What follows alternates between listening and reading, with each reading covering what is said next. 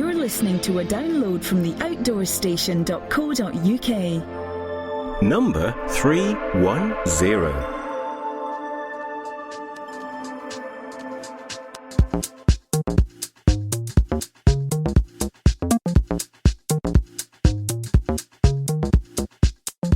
Hi and welcome back to the Outdoor Station.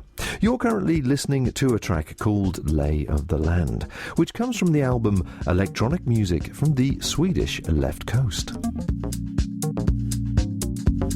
Pledge is a Swedish artist who is well known amongst lovers of deep house grooves everywhere. And to be honest, he was the only Swedish artist I could find with a connection to link in with this special podcast, which Rose has recorded on her recent outdoor trip to Sweden.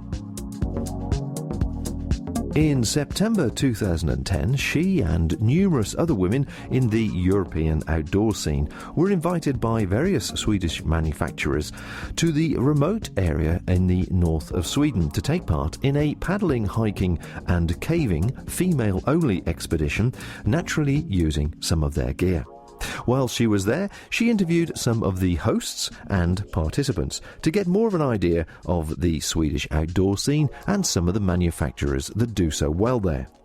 Certainly a beautiful remote part of the world, she returned fit and relaxed, with a selection of interviews, all of which contain something that I think will be of interest to our listeners.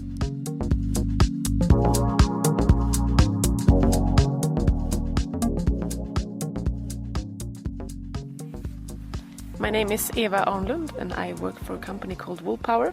We're headed in north of Sweden, Östersund.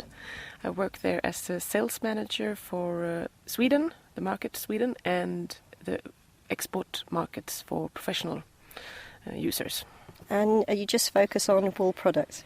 Yes, merino wool products with the part synthetics added to the material. But otherwise it's all merino wool, and we make underwear, we make accessories, socks and second layers as well. So basically everything that goes under the third layer that's wind and waterproof.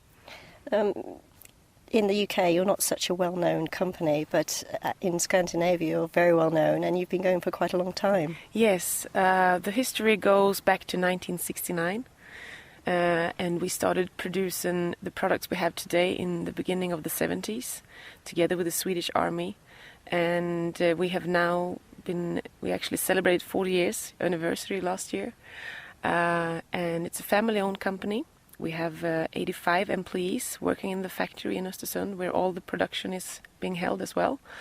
And to 2009 we had a turnover of about 70 million Swedish crowns, which is an increase with about 30 million in 3-4 years. So we're growing steadily.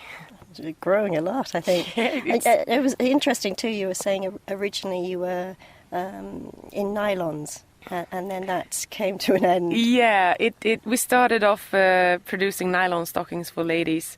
We employed 550 people at that time. It was also in Östersund. But then, of course, it's hard to produce in Sweden such a product where you can actually ship away to Asia, where it's more efficient and it's definitely more cheap. So we decided to do something else, and the Swedish Army were looking for functional, durable undergarments, and together with researchers and the Army and with us, we started developing these products that we have today. I mean, certainly having tried them out, they're fantastic. Yeah. I really think they're superb. You were telling us also about where you source the wool and the reason you've actually changed. Yeah, today we take the merino wool from Argentina, Patagonia in South America. We used to take it in Australia before, but there came a big debate, at least in Scandinavia, about the mulising treatment of the sheep.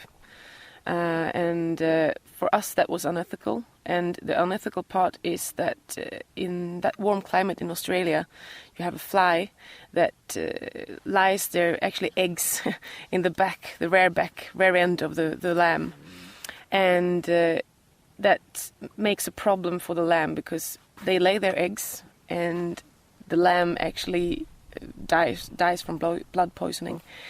So they basically cut off the rear end of the lamb when they're really small, but they do it just like that, without any, what do you say? Yeah, exactly, nothing.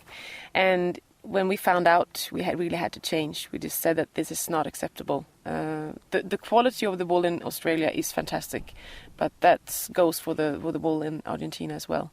So we changed just over the day. And because the climate's so different in Argentina, they don't have the fly?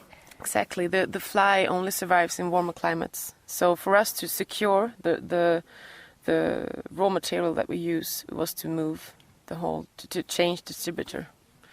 That's what we did. You sound a very ethical company together, and it's fantastic to find a small manufacturing unit in your country as well. I think that's very good. Yeah, it's very unique. We are, especially in the northern parts, northeast parts of Sweden, it's very rare that you find production that going so well. So we're happy to grow in such a climate, because there's been quite big dips in the economy the last few years for many countries. Yeah. And we are growing, and that's great. We have not seen anything of the crisis yet.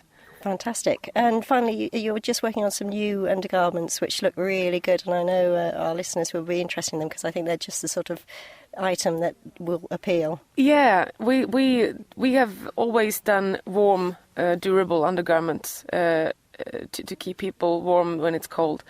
But we realized the last years that to be able to expand even more and to meet the needs of the customer, we need to do something that's nice even when it's warmer outside. So we're now making undergarments without our own material. We're making a brand new material with added more merino wool, so 80% merino wool and 20% synthetics.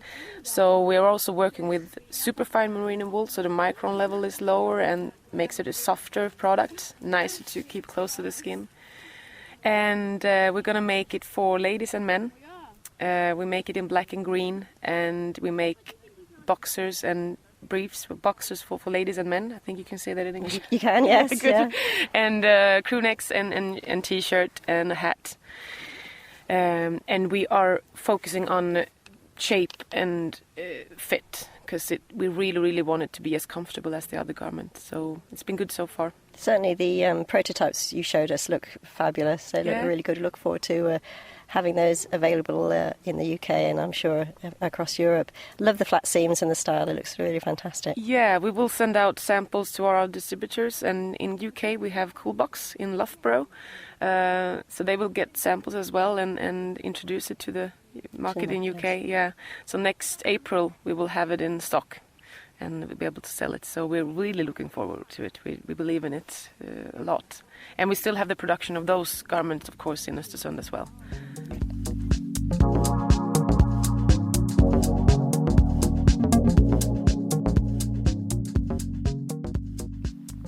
Hi, my name is Maria Hyttnes, and I'm Swedish. And my profession is a little bit a mix of guide and ski instructor. I will put it that way. I'm not a mountain guide, but I do a lot of different guidings in the mountains. And I hear you've actually guided in one of the highest mountain regions in Sweden. Yes, it's called Kebnekaise, and I was working there for many summers as a hiking and climbing guide. So that's where the highest peak are. How high would that be? Maybe you don't think it's that high. It's just about 2,000 meters, but you almost start around 600. So you actually have quite a lot of altitude meters to get up there. And the last 50 meters is a glacier. So it's not the same height every year. Oh, that's really interesting. Now, you're going to tell us a little bit about what it would be like, perhaps, for somebody who hasn't travelled to Sweden to hike. There's quite a difference in the maps and routes and things that would be useful to know, trails, etc. Well, you can actually, I think, order the maps we have over internet. And we have a special mountain maps, and they are actually covering the whole mountain range in Sweden, all the way from the north and quite south or middle. And it's cover the trails, both winter and summer. And what's the difference between winter and summer trails? Well, the winter trails are marked with a red cross. And they are, most of the time it's 40 meters between the cross, and sometimes they are closer, so you're going to be able to see the next one even in bad weather. But the thing with when it's a winter trail is that it goes the straightest way, so that means in the summer it could be over some wet terrain, compared to a summer trail that takes more route where we think it's easier to hike and dry. But so sometimes you have to really see which would be the best. So the winter trails, are they just for hiking? The winter trail is actually made for snowmobiling and skiing, but the snowmobiles are not allowed on all the trails. You really have to check the map, and it's signs on the map, and on our mountain maps every sign is also translated to English and German, so you can see exactly what's going on.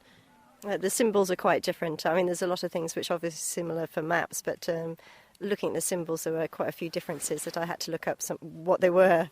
They are. Like a whole pink drawing means that it could be both a summer and winter trail. And if it's divided in smaller marks, it's just a winter trail. So you just have to check it out before you're going out on the mountain, really. Lena was talking to us about dog sleighing as well, and saying that sometimes she uses the winter trails for that as well. Yeah, that's allowed.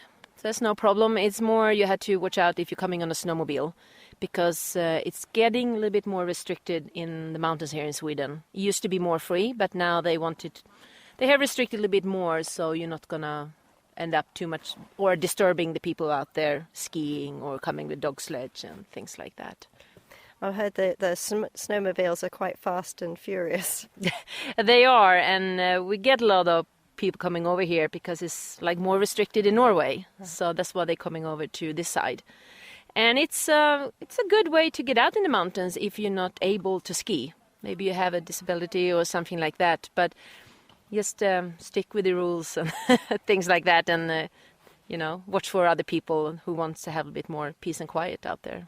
And people do this just for the day, because I've noticed some sort of huts, but they're not for overnight stops. We have both. Some huts are just for emergency. You can spend the night there. Might even be woods there and a stove, but it's not 100% sure. Then also we have a hut system that you can go travel from hut to hut, but you can't book the bed. But at the same time, you can always have a spot. It might be on the floor, but they will never turn you away. No, never. You always find a spot. So a lot of people, if you're not so used to the mountains, you follow the trails and go for a hut to hut instead of carry your tent. Mm. And within Sweden, you have national parks, but you also seem to have sort of nature reserves within some of those. We do. I'm not 100% sure how many national parks we have. It might be 5, 6 or 7. And they have more rules. It's really restricted where you're allowed to put up your tent, make fires. And, for example, you're not allowed to take twigs from trees and things like that. In a natural reserve, you can... sometimes you can put up your tent wherever you want. It will say on a big sign, or you can look over internet or check with the tourist office. And sometimes you're allowed to put up your tent wherever you want, but for just one night. It sounds much more like our right to roam that we have up in Scotland. I'm sorry? In Scotland, we have what's known as the right to roam. So you can go wherever you like, as long as you don't put your tent out within someone's view of the house and those. Yeah, that's what we have, the right of public access, I think it's called. And it's also the same here in the mountains. If it's not a national park or a national reserve, then you can put up your tent wherever you want if it's not private land and too close to someone's house. And that means actually you can travel pretty much wherever you want. But that's why it's so good to have the map, because you can get so much information from the map.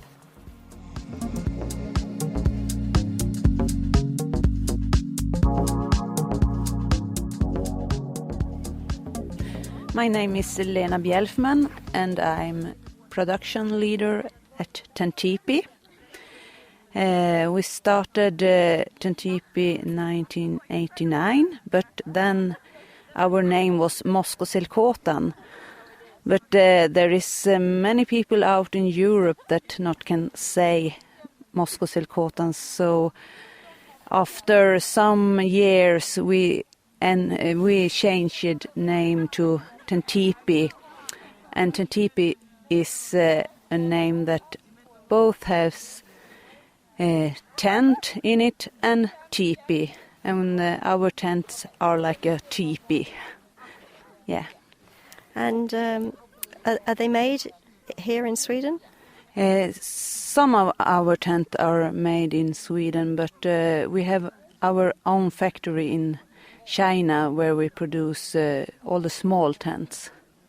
In the UK now, tent teepee is becoming more known, and a lot of people really like them, in the bushcraft community particularly. Yes. Which tent do you find is most popular? In Great Britain, the very big tent is very, very popular. Yes, but they are also buying the lightweight tents. Yes, and in Europe, what is the most popular in Europe? The cotton polyester is very popular in Holland, for example, and we have different models. Sapphire is one of the most popular models. And what's that like?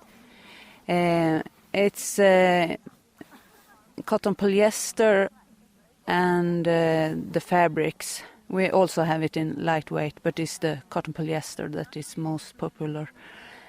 And it's our top of the line tent. It's the fabrics is very, very, very good, and there is more special things on the tents than, example, zircon or onyx. That is some little more cheaper models. Yes, those are different models that you're. Yes. Yeah. Okay. Now, talking to you today, you also were telling me about one of your winter hobbies, which was fascinating. I wonder if you could tell us a little bit about that and how you got interested and started in it.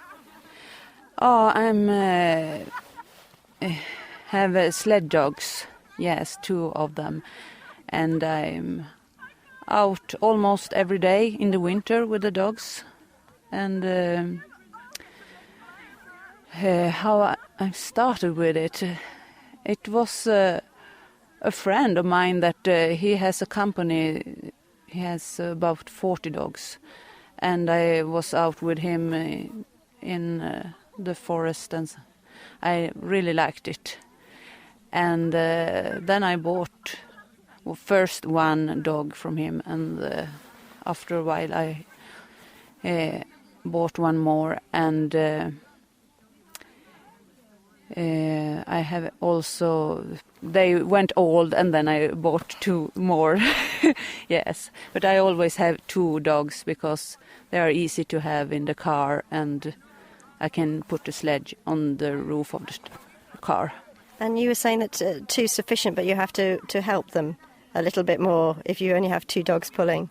You have to help. Yes, I have to help. When it go up, I have to, I don't know the word in English, but you know. Oh, yes. Yeah. Push along. Yeah, push along. And when they get tired, I have to push along too. Okay. Yeah. And the sleds are made of? Wood, yeah. And they're better than, you were saying, the metal ones, because they don't get metal fatigue with the cold weather. Yes, and it's very strong with wood. Right. Yeah, and it looks nice too. Yeah. And the dogs are huskies? Yes, Siberian huskies. Yeah. And do they take a lot of training to do this? It's something quite alien to a lot of people in Europe, in the UK particularly. So, I are out every day except 2 days a week. So 5 days a week I train them. It's everybody needs training. So training at least 3 days a week. Everybody should do. Both people and especially dogs. That sounds great. Yeah. Okay.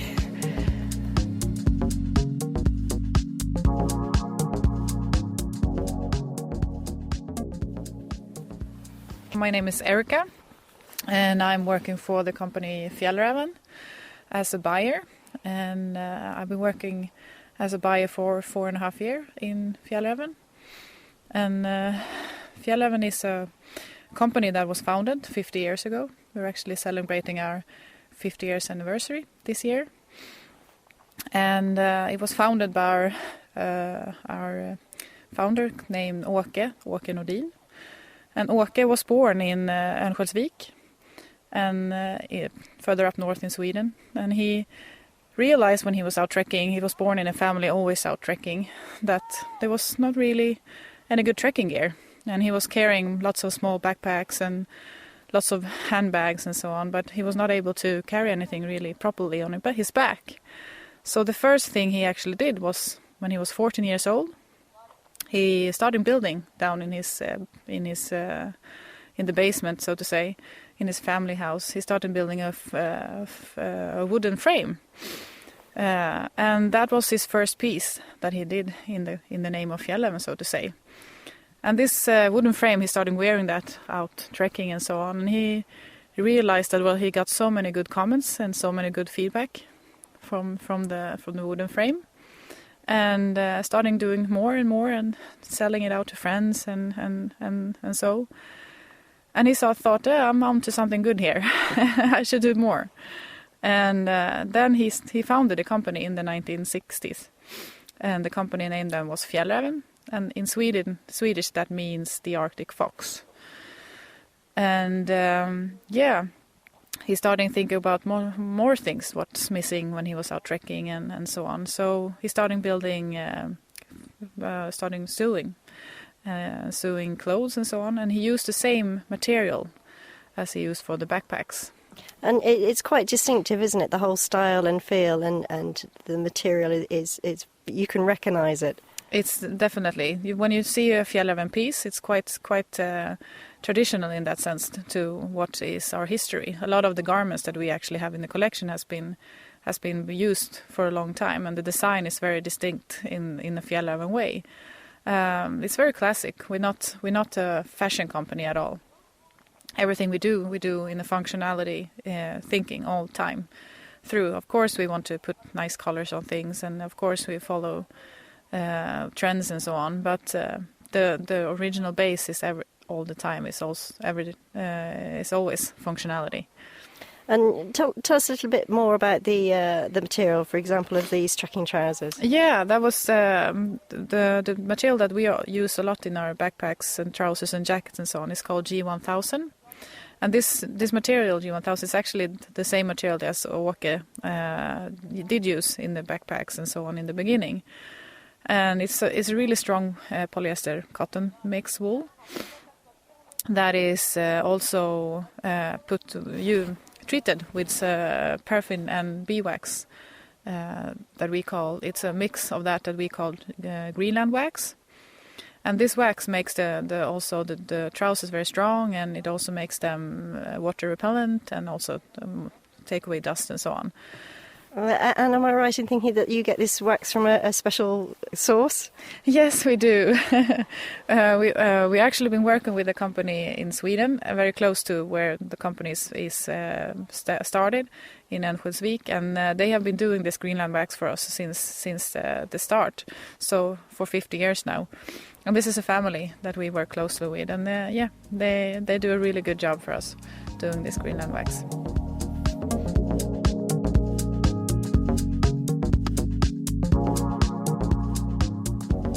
My name is Sophie Jugard, and I run a company in Sweden called Aktivut, which is an outdoor guiding company where I do outdoor events and a lot of outdoor activities in every way.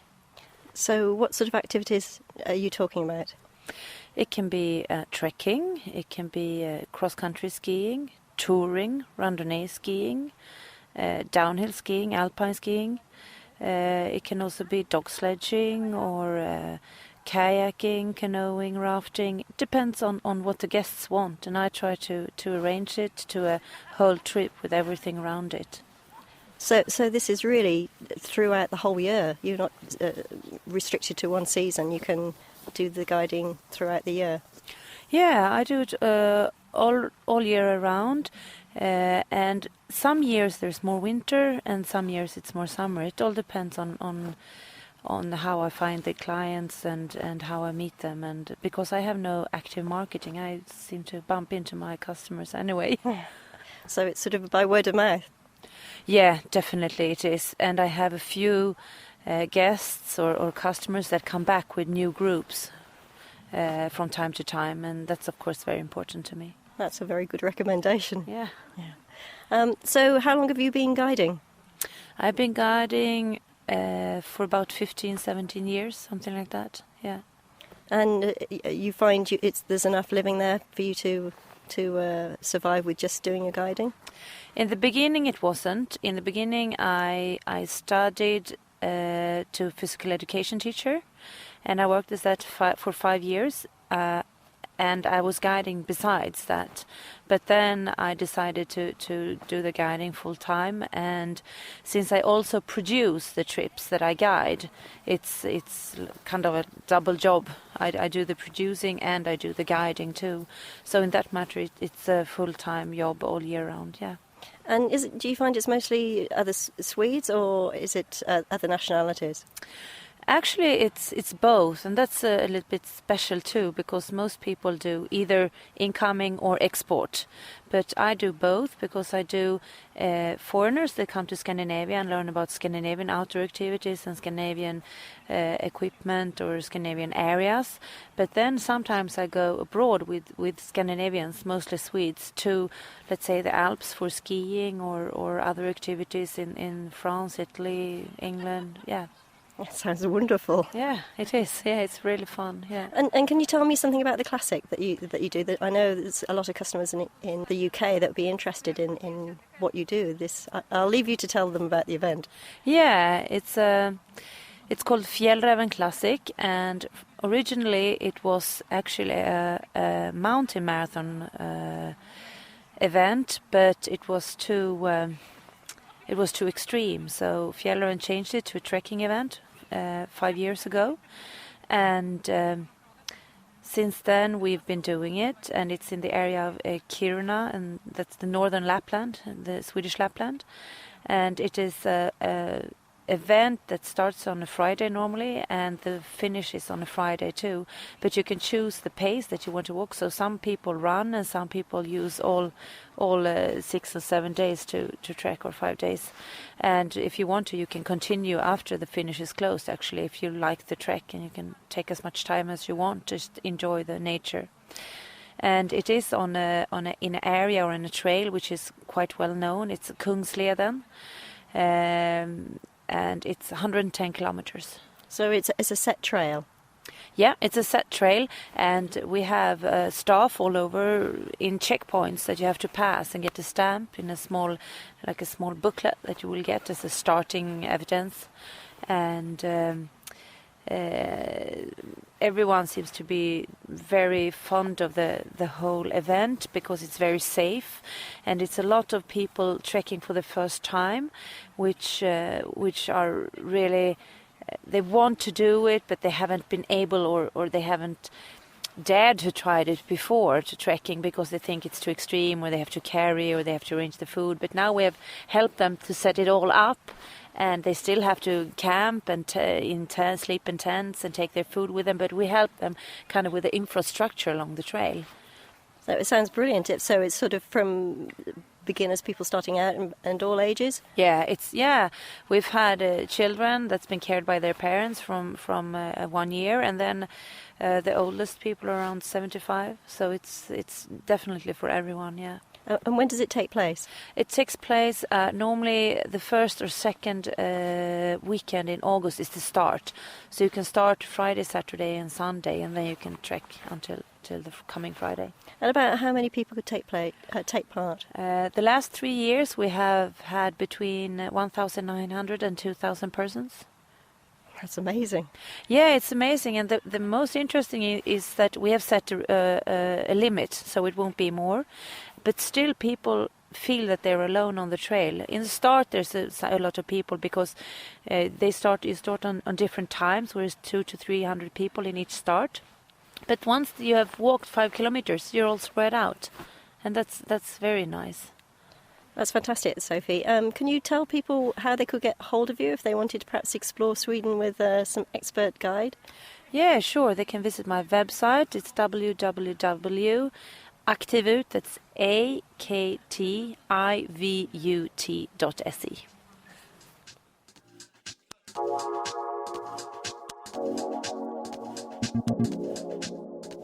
Hi, my name is Aukje van Gerven and I'm from the Netherlands.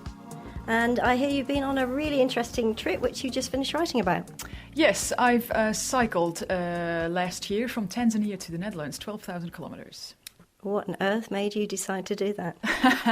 I was applied for a pole-to-pole project, so human-powered journey from the South Pole to the North Pole, but unfortunately that didn't happen. So me and my partner thought, well, maybe we should just do another trip. So we ended up climbing Kilimanjaro and then cycling back to Europe. That sounds amazing. How long did the journey take you? The journey itself took us about 11 months, but we didn't just cycle. We also made movies for schools along the way. Right, so you started in Africa and headed north? Yes, we started in Tanzania and then we headed up north through Kenya. We did a little side tour in Uganda, then Ethiopia, Sudan, Egypt, the Middle East, Turkey and into Europe. Wow. Do you think it was easier doing it that way around, sort of doing the hardest places and then coming into Europe later? Or I think, yes, actually it was. I mean, it's not that easy cycling home because, there's a certain point that you just want to get there. But on the other hand, it was kind of nice that it got easier and easier. And once we hit Europe, it was just a breeze, really. And Africa obviously wasn't. So tell us a little bit about what cycles you used and why did you start in Tanzania? We started in Tanzania because we wanted to climb Mount Kilimanjaro, so we did that first, and that was a really good experience. And we had bikes especially made for us for the project that we did, and we had them made in the Netherlands and then shipped to Dar es Salaam, Tanzania. And they were a sort of hybrid bike, so they had a racing steer that you could, move your hands around a lot, and for the rest, they were just very, very solid. They were like tanks, so we didn't have many punctures, which was good. What did you think about for, sort of the practicalities? Obviously, weight's going to be an issue. So did you have side panniers and front panniers, or? Yes, we had, my partner had both front and back panniers, and I had just had the rear panniers with the tent on top. So we traveled reasonably light, but we carried a camera and a laptop, so that was heavy equipment. And how did you charge those? We just used the normal plugs and just, universal adapters. And just every few days we just, hopped into a hotel and charged them there. That's basically what we did. What sort of tent did you take, just out of interest? We used a summer tent. So it was very suitable for example, the desert in Sudan. It was a mesh inner and waterproof outer. So that the breeze could easily come through. And it worked fine for us, but when it got colder in the Middle East, it was very, very cold. So, really difficult question. Best bits or highlights? Oh, that is hard. There's many highlights per country, but one of my highlights was definitely the north of Sudan, Nubia. We followed the Nile there, and it was amazing. There was just like a green snake, going through a desert landscape, and all these little, well, not many actually, but a few little villages along the way, but super friendly locals. So that was definitely a highlight. And any hairy moments, any times that you thought, oh, what on earth am I doing? I think one of the most difficult countries to cycle through was Ethiopia. It was incredibly beautiful, but there's a lot of children there that throw rocks and, try to stick sticks through your spokes. So that was a little bit, interesting at times, to say the least. It must have been quite disheartening, actually. Yes, I mean, the kids, they just do it for fun. They don't think that it's harmful to us, I think. They do it to their little goats and to each other as well, but they just see you as live entertainment and, one reason to respond is obviously to throw stones. Well, there were many, many memorable moments, both high and lows, but one thing that really struck me was that we were cycling in the desert of Sudan in the north. There was very, very hot, 40 or 45 degrees during the day. We cycled through a village, and they all have these beautiful sand-colored houses with these beautiful, colorful doors in them. And despite what you may think, the ladies don't walk around, covered in black fields. Not at all. They actually wear very colorful robes and scarves around their heads. So I wanted to take a photo of one of these beautiful ladies in these beautiful bright colors with this door. And finally, I saw a lady standing outside. So I approached her and, gestured, "Can I take a photo of you?" And she nodded. So I took a few photos. And then she gestured to me, wait. And she went into the house. And I was thinking, well, what on earth is she going to do? Maybe she's going to get me a glass of water. I had no idea. And then she comes out with this incredibly flashy little phone and starts to take photos of me. And that's absolutely, that's brilliant. That is not something I expected. So yes, the modern world is sometimes a lot more closer than you think. Excellent. Thank you. You better tell everybody, because I understand you just finished writing about your trip. Yeah. You better tell everyone where they can get to, because I'm sure you've whetted their appetites now and they'd love to get hold of it and read it. I just wrote a book about this journey and all the interesting moments and ups and downs. It's called Profession Adventure, and it's available through my website, www.aukjevangerven.com. Would you like to just spell that out? Do you think you could do that? Yes, so my name is AUKJEVANGERVEN, and then .com, and you'll get there.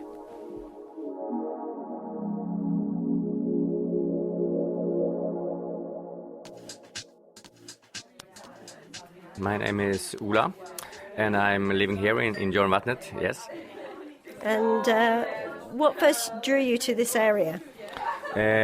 Because of I like the wilderness, and having a place where I can do my interests and do it to work. So we have a lot of horses, so we take tours with the tourists, and it gives us a lot of pleasure with the tourists, yes. And the horses you have here are Icelandic? It's an Icelandic horse. It's a fantastic horse who is, you can trust it very much. It's have power, and it's a small horse, so people like to ride on it, and they are not afraid of it. And you do trips up in the mountains with the horses? Yes, from half-day tour to 5 days tours. And we're sleeping out with the horses, and we make the fence, and we have tents and sleeping out, and make the dinner and the lunch with open fire. So it's a fantastic way of discover and be in the nature. And what else do you do to sustain yourself in this environment? Because there's not a lot here. So obviously the tourists will come for the Icelandic ponies, but what else? How else do you make your living? We have a base camp here, as you can tell it. It's you can say it's Nordic all the way in a house, and we have people living here. So we have weddings, and we have dinners, and just sleeping over. How did you come about with the Raven's Eye approach and this whole Nordic feel? If you have the horses in the mountains, you have to. The people have been out for a few days, and then you come back. You want not to go to a cabin. You want to keep your I don't know what to say, but you keep your mind in the same place. So we want to create a place that you can keep it over the night and in the dinner. And the Nordic way, as the Vikings, as you say, is it's something in our background. And then we are a big fan of Asterix. So Asterix is it's this hard wooding and so on. So that's keeping the feeling from the wilderness in the beginning and the end of the tour. There's also a feeling of fun and of enjoying life with the things you have here. You know, there's a great sort of sense of humour in your attitude and how you are. You also have fantastic food here. How do you manage to produce such wonderful food? The thing is we have moose here, and we have those fantastic fish. We have reindeer, and so on. And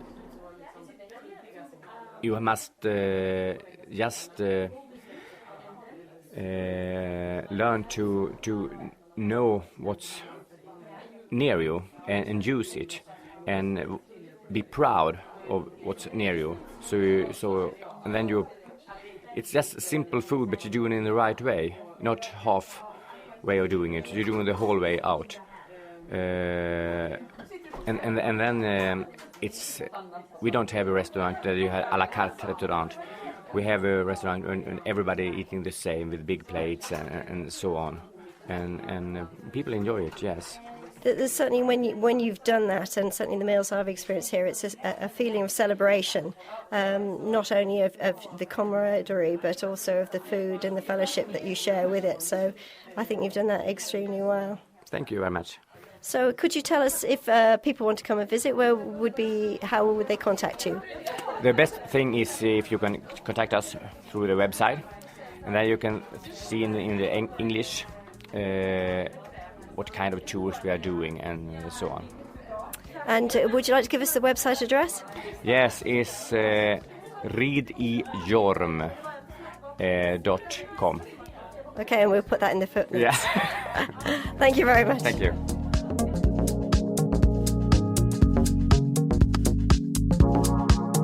Thanks to all those who took part in these interviews. You'll find the various links to the manufacturers and websites mentioned in the show notes. I don't know about you, but the more we hear about these trails around Europe, the more we want to go there and do them. So until next time, we'll keep dreaming of such things. Bye for now.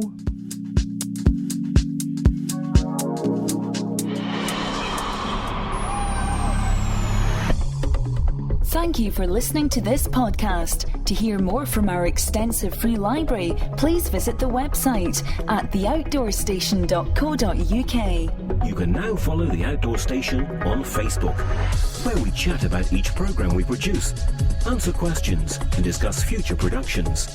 Why not join us there? This podcast is produced and hosted by theoutdoorstation.co.uk.